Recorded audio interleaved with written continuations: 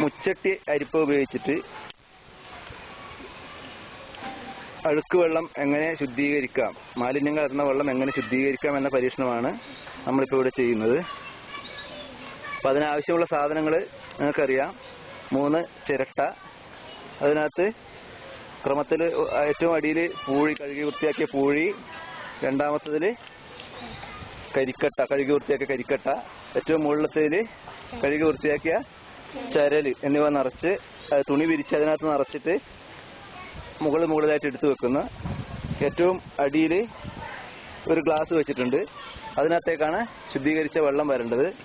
നമ്മളിപ്പോൾ ചെയ്യുന്നത് ഈ അഴുക്ക് വെള്ളം, ഈ ചിത്രത്തിൽ ഈ കാണുന്ന ഗ്ലാസ്സിൽ കാണുന്ന ഏറ്റവും അഴുക്കായിട്ടുള്ള ഈ വെള്ളം ഈ മുച്ചട്ടി അരിപ്പയിലേക്ക് ഒഴിക്കുകയാണ്.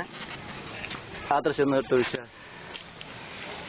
ഇപ്പോൾ മെല്ലെ മറിക്കാണ്ട് കലക്ക് വെള്ളം അതിനകത്തേക്ക് ഒഴിച്ചുകൊണ്ടിരിക്കുകയാണ്. ഇപ്പൊ അതിനകത്ത് ഏറ്റവും മതി അടിയിലുള്ള ഗ്ലാസ്സിനകത്തേക്ക് വരുന്ന വെള്ളം നോക്കുക. കുറച്ച്, എന്നാലും നമ്മൾ ഒഴിച്ച വെള്ളത്തിനേക്കാൾ എത്രയധികം വ്യത്യാസമുണ്ടെന്ന് നോക്കുക. നമ്മൾ ഒഴിച്ചത് വെറും കലക്ക് വെള്ളമായിരുന്നു, ചെളി വെള്ളമായിരുന്നു. അത് വളരെയധികം അതിനേക്കാൾ എത്രയോ ഭേദമായ വെള്ളമായിട്ട് മാറിയിട്ടുണ്ട്.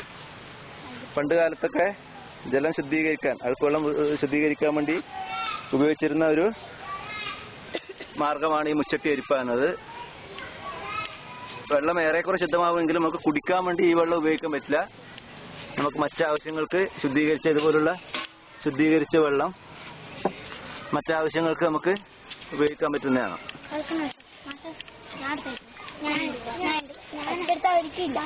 ആ വെള്ളത്തിന്റെ വ്യത്യാസം മനസ്സിലാക്കുക, എത്രയധികം ശുദ്ധീകരിക്കുന്നുണ്ട് എന്നുള്ളത്.